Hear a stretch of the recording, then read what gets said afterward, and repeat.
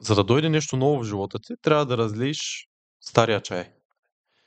За да искаш да се напълни на ново чашата, трябва да излезеш това, което е било вътре пред. Има хора, които може да не са добри по математика, но са добри в спорта и те го уважават, нали, това нещо. Здравейте, аз съм Димитър.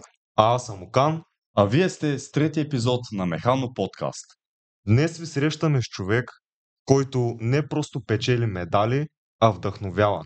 На татамито е балкански шампион, а в живота модел за постоянство, характер и решителност. Един от възпитаниците на Механото, с когото училището се гордее.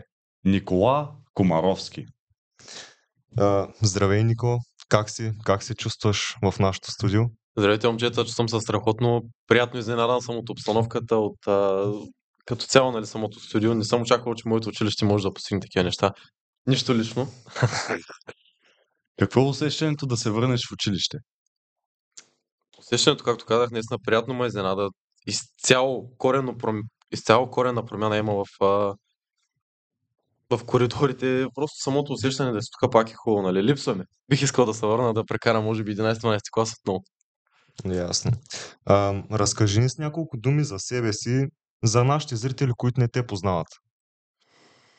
Ами, за зрителите, които не ме познават, аз съм Никола Комаровски и се занимавам с карате и киокушин от 7 годишна възраст. Благодарение на моите родители. Сега, с това, което се занимавам от скоро време, се занимавам с дигитален маркетинг, като развивам социалните мрежи на различни брандове и генерирам хиляди гледания. Даже милиони. Поздравления. Благодаря. Браво, Нико. Да започнем от началото. Защо избра Механото? Една от главните причини, поради която избрах Механото е, може би брат ми, защото, нали, друго се е сега, когато имаш, нали, да застанеш под крилото на някой там, да си имаш, нали, да кажем, охрана. По този начин да го кажем. Хубаво си е. Другото беше, защото наистина ма влекат компютрите и Технологии. да, и като цяло технологиите, компютърната техника и технологии, именно и затова записах тази специалност, която е и брат ми. А при тебе имаш ли го това, защото повечето ученици в тази фаза от живота си не знаят, нали, с какво точно да се занимават и влизат в гимназии, където приятелите им, повечето им приятели са влезли там. При тебе имаш ли нещо такова или? Не, въобще даже повечето хора, нали, специално в Разград, искат да ходят, нали, ГПЧ, МГ, това е, Да. нали, стереотип, даже бих казал, че следват. Аз не съм на това мнение. Гледах просто да тръгна в посока, която наистина ме влече, малко или много сега, или пък в нещо, което дали ще се занимавам с него или не, ще ми помогне в живота 100%. И съм сигурен, че компютърната техника и технология ще ми помогне много. Какъв ученик беше? Какъв ученик, като характер или като оценки? Както го разбираш, като характер, също като Като характер оценки. малко по-така бях, нали, Той в живота съм си такъв, нали.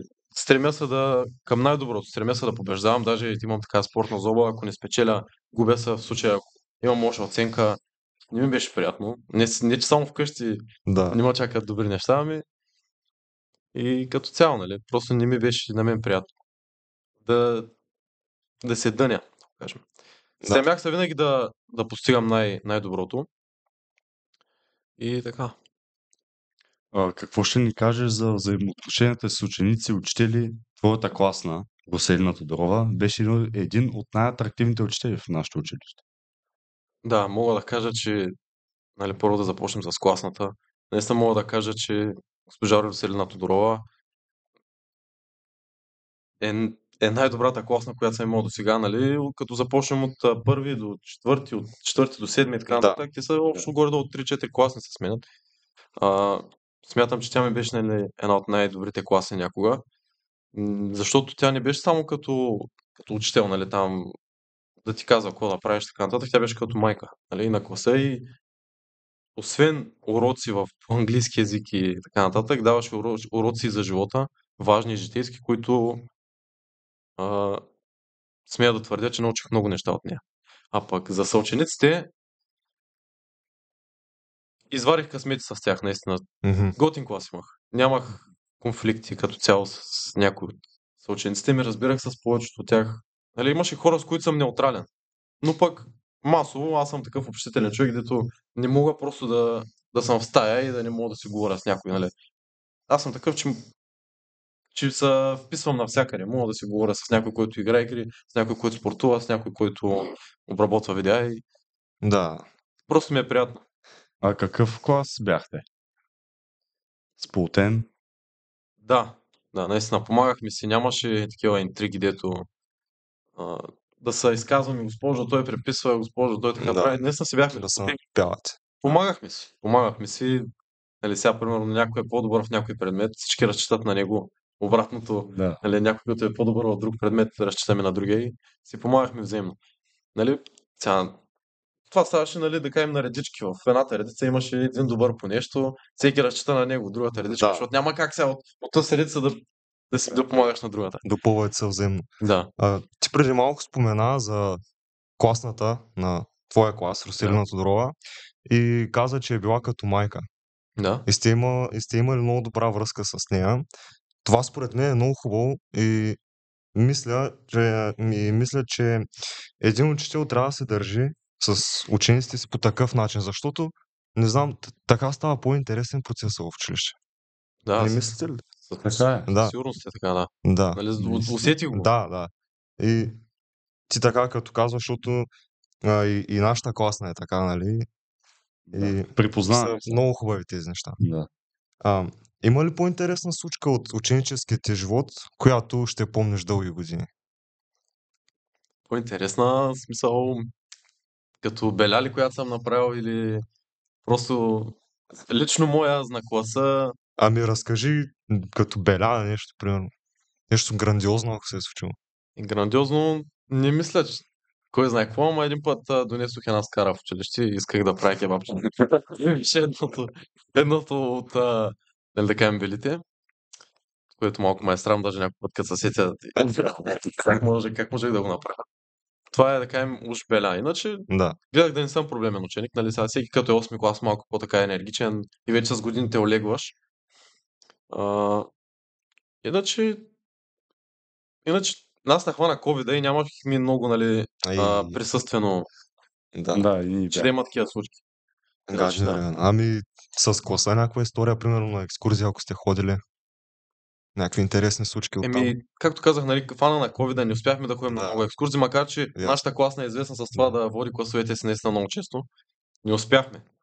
Имахме общо горе до 3-4 екскурзии, за които не успяхме да съберем кой знае колко, нали, преживявания.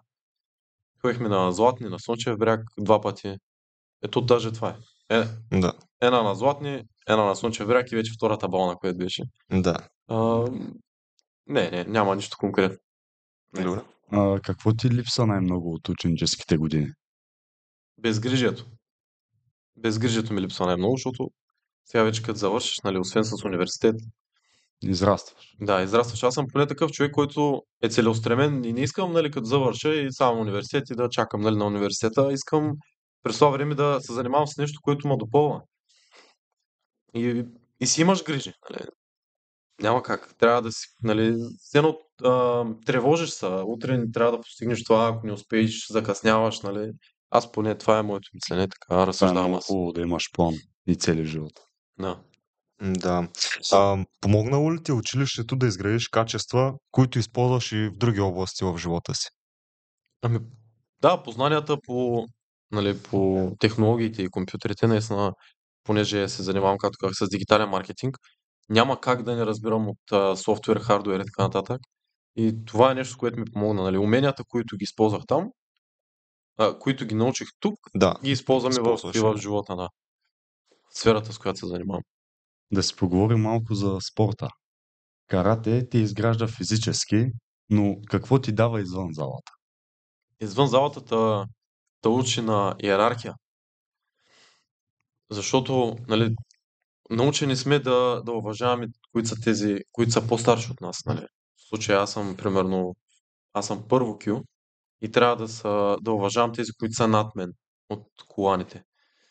Така и в живота. Научен съм да уважавам учителите, родителите ми, други възрастни хора.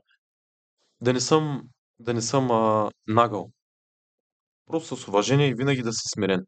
Нали, има си и няколко поговорки, които накарат да учим. Едното от тях е философията на Кьокушин е: дръж главата си ниско наведена скромност, очите да гледат високо амбиция. Сега другото не се сещам как ви. Очите гледат високо амбиция. Няма проблем. Като се сетя, после ще Да. довършим. Това- Има ли уроци от татамито, които ти помагат в живота? Сетих се. За поранния въпрос. Добре. Дръж главата си ниско наведена скромност, очите да гледат високо амбиция, изгради себе си върху чиновно уважение и помагай на другите. Това е духът. Това е по-скоро философията на Кьокушин. Да. Следващия въпрос. Ами, ти имаш немалко значими успехи в този спорт. Разкажи ни за твоите отличия и награди. Ще започна от най-големите ми отличия, които са: станах европейски шампион при юноши до 80 или до 75 кг, не се сещам вече. И балкански шампион при мъже. Това също ми е най-голямото, Да. най-големия успех, най-голямото постижение, защото при мъже летвата се вдига рязко. Там Така е, да. конкуренцията е много по-голяма. Там не се биеш с 16-17 годишни, там се биеш с 25-30 годишни, нали, които са опитни, състезатели силни. И затова смятам, че балканското ми е едно от най-големите постижения. А най-скорошното ми е: станах четвърти на европейското състезание в Полша, Варшава. Поздравления. Браво, Нико. Да, нямах малко късмет, защото на квалификациите, на втората ме квалификация, докато се бия, аз победих опонента си, но си изкълчих крака. И следващата ми среща предстоеше полуфинал, която е малко трудно да победиш само с ръце и без крака. Да. Загубих полуфинала, след това загубих и трето и четвърто, затова се оказах на четвърто място. Но аз мога да гарантирам за себе си и на зрителите, че ако не бях контузен, щях да съм потенциален финалист. Дали щях да съм първи? Най-вероятно не мога да кажа със сигурност, но всичко е до вярата в себе си, да вярваш в себе си. Искам също така да изкажа огромни благодарности на спонсорите и на ИКО България, заради които нямаше да изобщо да участвам на това състезание. Те ми дават възможността да участвам. А спонсорите, Джипо Джипов, който не само на мен, а и на Разградския отбор финансира пътуването до Полша, участието, хотела, за което също сме много благодарни на това.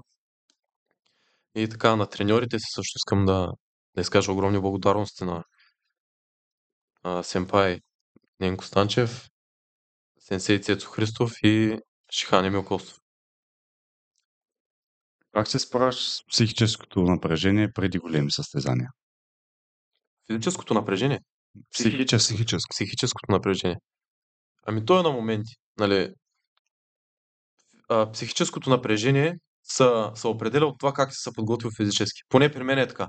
Ако не съм се подготвил достатъчно, колкото и да си повтарям, готов съм, вътрешно си има едно: не, никога не си готов. Да. Няма как да... Колкото и да залъгвам другите, да казвам: не бе, аз съм страхотно се чувствам, мисля, че спечеля. Вътрешно, като лъжа себе си, аз го усещам. Знам, че не съм подготвен. И ми идва това напрежение. Колкото и да го крия пред хората, то си е там просто. Като не си подготвен достатъчно, си е там. Както така беше и на последното ми балканско.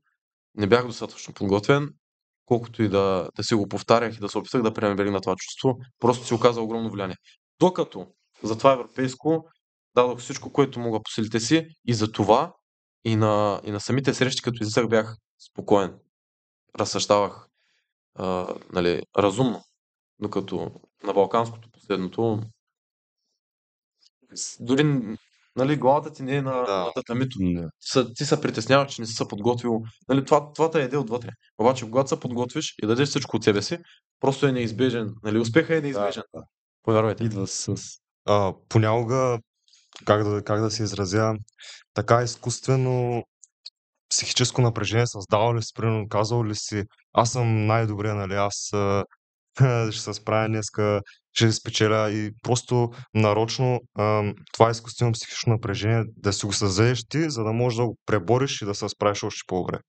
Да, смятам, че когато си говориш сам, не те прави луд, ами нали, даже напротив, помагат ти в психическото състояние преди среща или преди състезание, без значение с какво се занимаваш. Когато си говориш сам, наистина е важно, защото надъхваш себе си. Нали, това е най-важното. Ти не трябва да разчиташ на някой друг да те надъхва. Мгм. В случая ти излизаш и се изправяш срещу опонента. Не може някой друг да дойде и ти казва, давай ти можеш. Важното е ти да се надъхваш себе си. Това е най-важното. Мгм. А имаш ли ритуали преди състезание? Ритуали, бих казал да, защото преди да изляза, нали, на среща, не на среща с момиче, така му се казват, нали, На битка. на нашите боеве, да, среща. Преди да изляза на двубой, затварям си очите и си поемам няколко пъти, нали, така дълбоко въздух. Освен, че физически това подобрява представянето на белите дробове, ами и, както казах, почваш да си говориш на ум. Знаеш за какво си тук. Конкретно в последния ми случай, така беше, нали, казвах си, знаеш за какво си тук. Преди това брат ми загуби. Нали, аз бях 10-та среща, той беше мисля, че 5-та. И това също ме надъха. Нали. Брат ми загуби. Си викам, няма как, нали, да позволя аз да загубя. Заради Да. него ще спечеля. И такива неща. Нали. Затварям си очите, поемаш си дълбоко въздух, подготвяш белите дробове да използват целия си капацитет, защото ние се бием 2 минути интензивно. Мгм. 2 минути на квалификация и 3 минути на полуфинал и финал. Нали, когато да си говорим, това не е малко. Особено като за боен спорт. При нас не е като бокса или като кикбокс. Нали? Имаш 10 рунда по 3 минути. Нали? Те не дават всичко от себе си в първия рунд, защото ако го дадат, втория рунд няма да го издържат. Нали така? Да. А пък при нас е един рунд. Имаш един рунд да спечелиш. Ако не дадеш всичко от себе си, ти ще загубиш. Ако сте равностойни, означава, че не си дал пак всичко от себе си и ще продължите да играете. Нали? В случая, когато сте равностойни, дават продължения.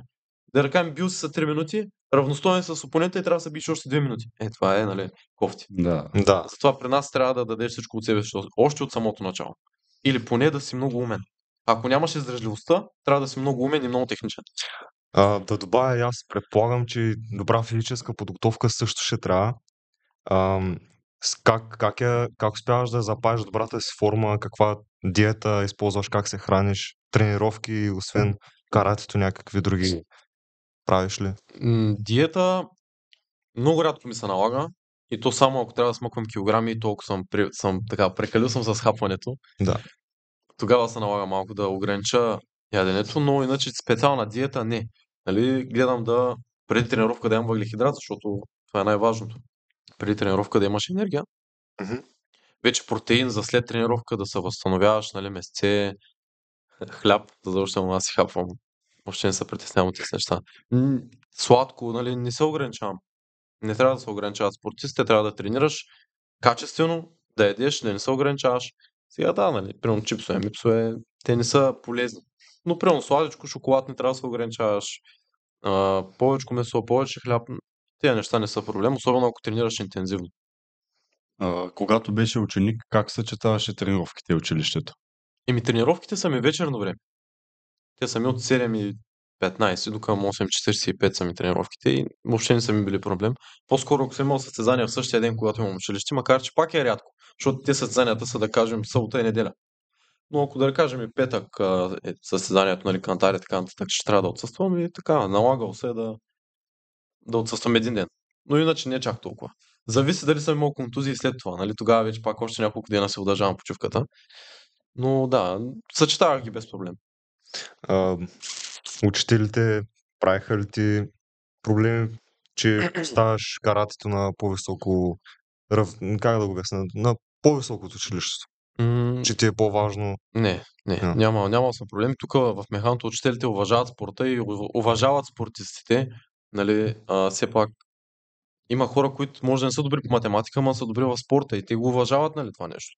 Виждат, че ти даваш всичко, което можеш в спорта, даваш и каквото можеш в математиката, може да не си примерно най-добрия, но го уважават и затова, нали, не те тормозят толкова, специално спортистите. Има ли уроци, които спорта ти е дал? Ако да, как ги прилагаш в живота? Научих се да не се хваля с победата и да не се оплаквам от загубата. Защото, както казах, аз мразя да губя. Най-вероятно всеки не му е приятно, ама аз специално по-така го усещам, нали. Ядема отвътре, ако загубя по някакъв начин, да се знам физическите възможности да съм загубил заради глупава грешка, това ме яде много време. Месец, два, нали, даже някой път като го забравя, е така от нищо изкача, нали, в главата ми тая мисъл и се сещам и почвам да го мисля. Научих се, нали, да съм по-така смирен. Няма смисъл да позволявам на тия мисли да ме събарят и да ми пречат на следващото представяне. Но това се научих. Ти си награден с приза спортист на публиката. Какво е това признание за теб? Това признание е по-важно за мен, отколкото да съм първи в десятката, защото знам, че спрямо хората, нали, аз съм се представил по-достойно от другите. Сега, не искам да омалуважавам никой. Всеки се е представил достойно, независимо дали играе шах или кара колело, нали, колоездач. Всеки си знае през какво преминава, когато тренира и се яви на състезание и така нататък. Но аз да спечеля, нали, как беше наградата? Спортист на публиката. Да, спортист на публиката. За мен е наистина голяма чест. Много, много по-добре се чувствам, отколкото да бях взел десятката и да му определи комисия спрямо определени критерии. Предпочитам, нали, да се съберат хората, да гласуват и да кажат той ми взе, нали, сърцето, нали, той ми спечели Това сърцето, да кажем. също е много важно. Това. Да. Нека да споменем едно друго нещо. 3 години подред хващаш кръста на богоявление, но как реши да участваш в тази традиция, да скачаш в ледените води на пчелина? Как реших? Да. Ами, аз малко, да кажем, дори не знаех, че има такава традиция. Аз мисля, че бях 8 клас или 9, като скочих за първи път, ама тогава нямах успех. Баща ми или майка ми, не се сещам, родителите ми ще ги говорим, нали, като цяло, нали. Родителите ми споменаха, защото да не са пуснати с брат, нали. За здраве, такова, скочете и хванете кръста. Първата година, която скочихме, беше адски лед. В смисъл, хвърляха кръста на 2-3 метра в водата навътре, нали, а пък сега последните години, като няма лед, и го хвърляха е така отпред. А те е много надалеч. И тогава, нали, малки сме страхливи, едни мъже до нас. И като паднахме в студената вода, веднага искахме да излезем, въобще даже не сме се опитвали да го гоним, да се борим с мъжете. Обаче вече, като пораснах 1-2 години, мисля, че пропуснах 1 година или нямаше, не съм сигурен. Май нямаше тогава 1 година, нямаше го този ритуал. На следващата реших да скоча отново, обаче, нали, с мисълта, че съм там за да го хвана, не просто да скоча за здраве. И стана. Втората година така, третата. И вече, нали, смея да кажа, че съм част от организацията. Не скачам, за да го хващам вече. Вече съм част от организацията на самия ритуал на богоявленското хвърляне. Какво ти е най-важно в живота извън победите, медалите и титлите? Здравето. Това е най-важното за мен, да съм здрав, моите близки да са здрави и оттам нататък вече всичко се нарежда. Нали, като си физически здрав, това е най-важно. Да. Нито пари, нито нищо. Това за мен е най-важно. Драги зрители, ако сте стигнали до тук, може да се абонирате, да харесате и да споделите с приятел. Нико, ти по-рано спомена, че освен каратето правиш и се занимаваш с други неща в твоя живот, а именно да развиваш профилите на чуждите брандови фирми. Откъде дойде идеята за това? Идеята дойде много случайно, между другото. Не я измислих аз със сигурност, даже аз не ми бяха в главата тия неща. Имам един приятел съученик, който сме заедно от първи клас и заедно движим, нали, винаги нещата. Винаги сме били заедно, като дали било да играем в футбол или се опитаме да постигнем нещо двамата. Той се занимаваше с видеообработка по това време. Аз, както винаги, съм си бил, нали, чаровен и така фотогеничен и мога да говоря пред камера. Един ден просто бяхме на Shell, мисля, че много ясно се сещам, бяхме на Shell, 12-ти клас, някъде към края. И нормално, когато завършваш 12-ти клас, да искаш да почнеш нещо, нали, самостоятелно. Но той дойде при мен и ме пита: добре бе, не искаш ли да пробваме да направим едно видео, нали, ти понеже може така да говориш пред камера, аз мога да обработвам, да пробваме да развиваме социални мрежи на брандове. И що не? Решихме и просто се хванахме и почна. Ние видяхме, може и някои от нашите зрители също да са те виждали по социалните мрежи. Ти стигна до това да работиш с Лудогорец, да представяш тях, техния профил и така нататък. Разкажи ни малко и Ами, да, там. факт е.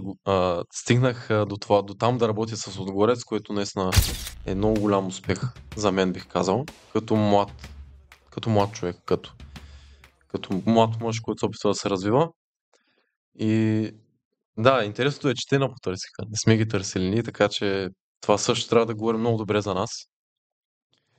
И да, много ми е приятно да работя с тях, защото освен, че съм фен на отбора, ами като цяло, нали, просто работата с тях е много приятна, да си около футболисти, научаваш нови езици. В случая аз даже от около вече повече от половин година уча португалски. Може би не го знаят хората това, но Може уча да, португалски, за да може да да, се комуникирам с бразилците. а, Малко или много? може да се... Сега малко те прекъсвам, обаче може да се представиш на португалски. Да, мога. Давай. Добре. Сега ще кажа, здравейте, приятно ми, аз съм Никола Комаровски. Добре. Ой, празерим консерво се. Ел сау Нико. Нико Комаровски. Браво. Добре. Впечатляващо. Благодаря. Да, продължи за Лудогорец. Работата с тях е много приятна, защото са коректни и наистина просто тръпката да си покрай любимия си отбор е голяма. И наистина това. Да изграждаш много връзки, освен от към, нали, щаба и от футболистите. Просто само плюсове мога да трупам от там, за което съм адски благодарен и на тях. Имаш ли някой в живота си, който е като пример за теб? Като пример, не знам. Имам си много идоли, да кажем, нали. На хора, на които са кефи, на които подражавам, които гледам като държание, от които едните е примерно Кристиано Роналдо, макар да не ми е в сферата, просто ма кефи по начина, по който той мисли, по начина, по който той действа и така нататък. Той все пак е най-великият спортист, живял някога. Да. Кристиано Роналдо е един от тях. Другите, на които се опитвам да подражавам, от които малко така по-реалистично да говорим, е баща ми и брат ми. Те са хора, на които наистина имам цялото си доверие и искам да подражавам на тях. Нали, от към житейска гледна точка. Те те подкрепят постоянно. Да, така е. Важно е семейството също. Няма за какво да не му подкрепят, ако говорим, нали. Да. За кое няма да му подкрепят? За каратето или за това? Те за всичко биха да подкрепили според мен. То като както цяло, всяко едно семейство. да, бих казал, че то няма за какво сега. Не е като да правя нещо, което е малко по-така скандално, да кажем OnlyFans. Нали, там вече ще е по-трудно да му подкрепят, но в случая при мен няма. Мислил ли си между другото за OnlyFans? Не, това не. Добре. Какви са ти крайните ти цели и как се вижда след 10 години? Не знам. Гледам в момента да се фокусирам над близките ми години. Въобще не гледам, нали, за 10, 15, 20 години. Гледам в момента за следващите 1, 2, 3 години съм си съставил план, който ако проработи, ще му определи за следващите ми 50 години, деца вика. Но не мога да кажа след 10 години.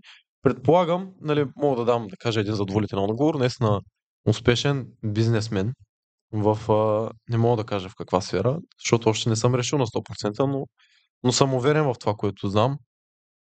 Съм уверен в това, което мога да постигна и в уменията си, и в качествата си като лидер и смятам, че наистина ще успея. Без значение в каквото и да било. За сега как върви този план? Бих казал много добре. Ти, предполагам, ходиш на университет. Да.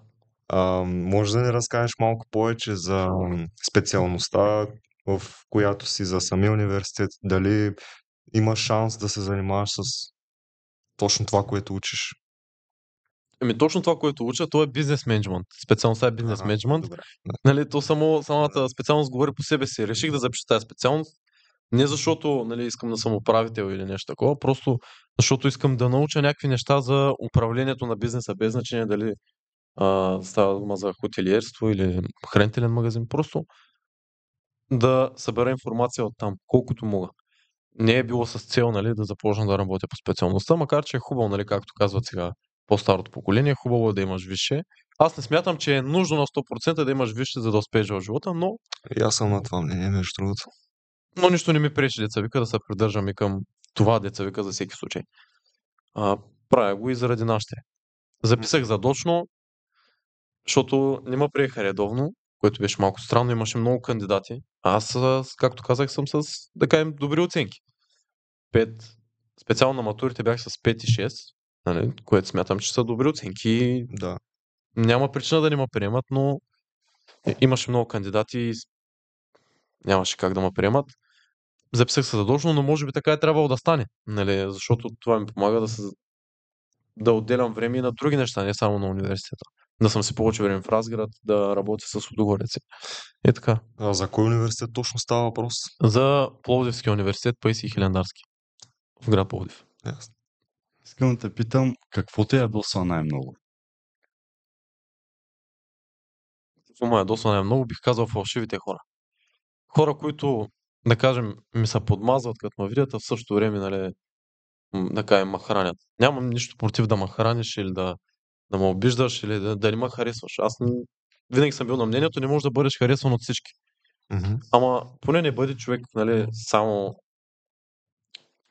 как да кажа, нали, не бъди фалшив. Нали, ела, кажи ми, не те харесвам заради това. А не примерно да говориш на другите, че не ме харесваш, а в същото време да идваш и да ми се обясняваш, нали, като приятел. Уж тези неща не ги харесвам. Това ме дразни. Дразни се от фалшивите хора. Даже бих казал, ме ядосват. Не искам да съм покрай такива хора. А какво най-много те радва? М, От към хобита или като цяло просто? Като цяло, какво най-много те радва? Това е Семейство, въпрос.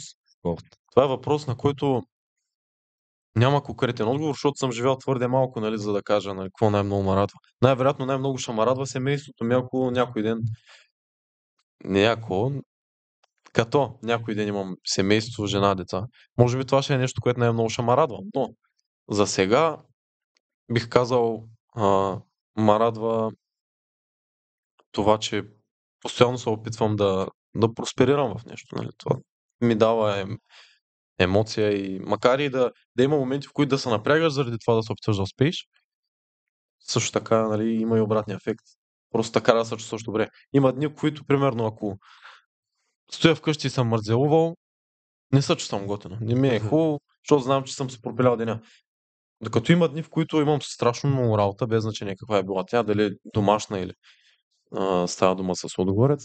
Просто като се върнеш в края на деня, след тренировка, да кажем, нали, работил съм цял ден, после на тренировка, макар да си скапан и изморен, дори да си се ядосал примерно на работа, прибираш се и си някак се чувствам допълнен. Удовлетворен. Да, удовлетворен. Много приятно също. Докато сега, като бях контузен след европейското, лежах една седмица на легло. Много гадно ми беше. Спах до късно.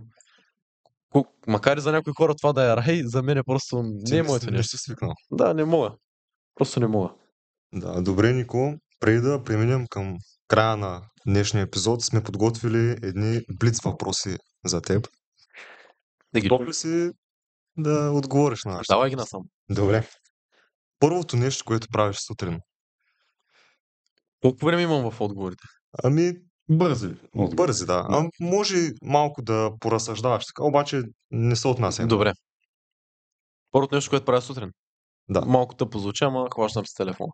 Да видя дали било колко часа или да погледна нещо в TikTok. Тъпо е това нещо, ама това е първото нещо, което правя. Повечето хора го правят така, че... Инстаграм или ТикТок? TikTok. Любим стил музика за тренировка? Рап, бих казал. Американски. Някакъв странен навик, който имаш? Странен навик. Не се сещаш. Не мога да се сетя сега. Мога да се сетя. Нямаш странни навици. Може би имам. По-скоро, примерно, че подражавам много на баща ми. В смисъл такъв, толкова време съм, да кажем, покрай него и в семейството, че буквално се превръщам в него. В някои ситуации се забелязвам как говоря като него. Примерно, ако той ще ми се скара за нещо, аз се скарам за същото нещо на брат ми или на приятелката ми, на който да е по абсолютно по същия начин. Може би това е странен навик, който имам. Не знам, изградил съм го от него. Може да. Какво би избрал? Златен медал или 1 милион последователи? Златен медал на какво? По какво? Примерно по карате, някой отличие. Добре. Така им да съм световен шампион, така или... Да, примерно световен Или шампион милион или 1 милион последователи. последователи. Тук въпросът е малко, нали, или. Мгм. Но бих предпочел, нали, да стана световен. Защото те последователите ще си дойдат и Да, точното и аз ще да кажа, че да. след титлата. Мгм.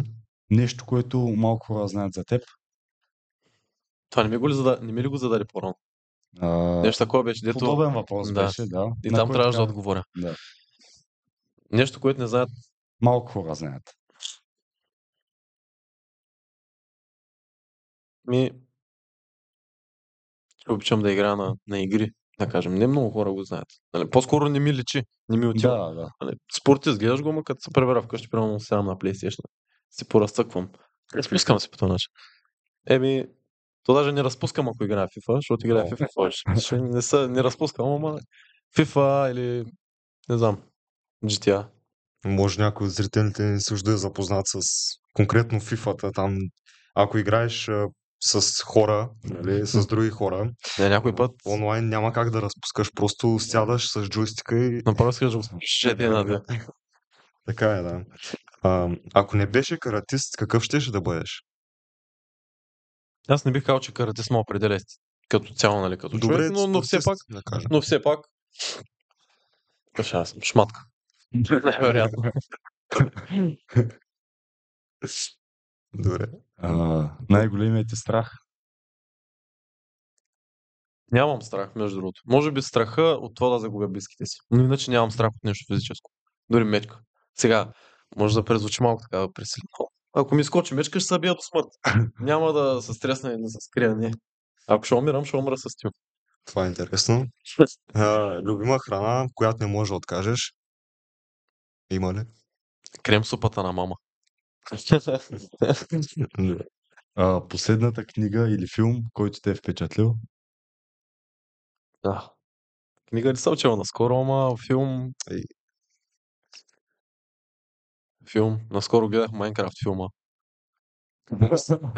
Защото аз на мен ми попадна, мислех си дали да го гледам или не. Но не съм го гледал също. Какво мисля? Можеш и по-добре, бих казал. Можеш. Така е впечатлима, защото е нещо ново. Ако можеш да вечераш с един известен човек, кой би бил? С известен... Или с Андрю Тейт, или с Кристиано Роналдо. Защо с Андрю Тейт? Просто защото махефи пак по начина, по който ми се разсъждава. Сега, не съм като големия процент от хора, дето на 100% подражават на някои от идолите си, което не е окей. Винаги трябва да имаш собствено мнение и собствено разсъждение по дадени въпроси. Сега има неща, които не съм съгласен с него. Но като цяло махефи като човек, по начина, по който разсъждава, и аз съм съгласен с нещата, които той мисли. И затова бих седнал да си поговоря с него и на вечеря. Планина или море? Море. Какво би направил с първия си милион? Вероятно да го инвестирам, за да го направя втори. И трети, и четвърти, и пети. Но, разбира се, за да го постигнеш 1 милион, може да се погледнеш малко.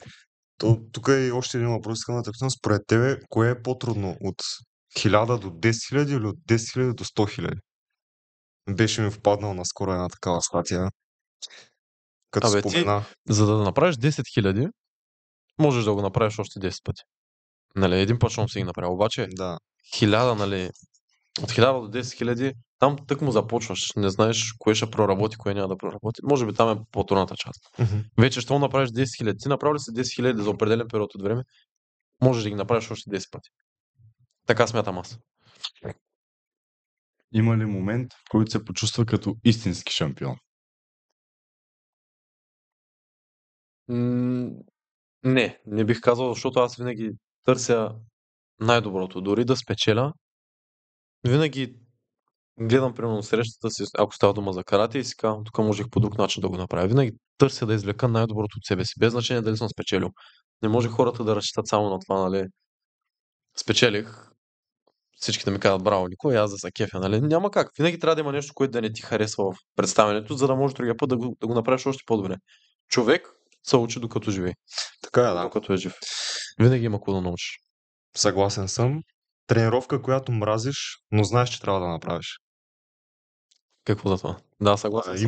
Има ли тренировка, Ами, която мразиш, но знаеш, че трябва да направиш? Примерно бягане. зависи. Не, Да. не. Аха. Не, няма определено упражнение, което мразя да правя. Но има дни, в които прямо пък като цяло не ми се тренира, ама трябва. Няма как. Не ми се става рано сутрин, не ми се ляга късно. А те не ми се ляга рано, ама трябва. Не. Най-смисленият съвет, който си получавал. Най-смисления. От кого? От който и да е. Защото ти съвети можеш да получаваш и от напълно непознати хора по улицата. Мгм. Той е Или добър някъде въпрос. си го срещнал по социалните мрежи. Ами, Просто нещо, дето да ти е казал. Да си Да. казал, да, разбрал. ако става дума, нали, като цитат, нали, като... Нали, буквално съвет, аз го приех като съвет. Мгм. Има един шаолински монах, Ши Хенг И, мисля, че се казва, който много ма кефи по начина, по който разсъждава и имаше едно изказване, за да дойде нещо ново в живота ти, трябва да разлиеш стария чай. За да искаш да се напълни на ново чашата, трябва да излееш това, което е било вътре преди. Нали. Това го приех като много готин съвет, нали, за да има промени в живота ти, ти трябва да си готов да ги направиш. Ясно. Ако трябва с една дума да опишеш себе си, коя ще е тя? Една дума. Лидер. Това е една дума, която може да ме определя. Много, много хубаво. Не мога да бъда човек, който да не... Защото има разлика между това да командваш и това да си лидер. Има огромна разлика. Така е. Лидера води, докато този, дето само седи и се мисли за лидер, той не прави нищо, той имитира дейност на това да е лидер, а просто примерно казва направи това, направи това. Не трябва да е така. Мгм. Нико, благодаря ти, че беше наш гост. И аз ви благодаря. Според мен се получи един много готин разговор. Да. Много според хубави мен. теми засегнахме. Радваме се, че прие нашата покана и ще се радвам да се видим отново. Разбира се. Поканете ме още един път. Даже в следващия епизод пак може да съм аз. Да, Има за какво ще да се говорим. Да. Драги зрители, това беше третия епизод на Механо Подкаст. Благодарим ви, че останахте до края. Може да харесате видеото. Да се абонирате за канала Чао, чао! и до нови срещи!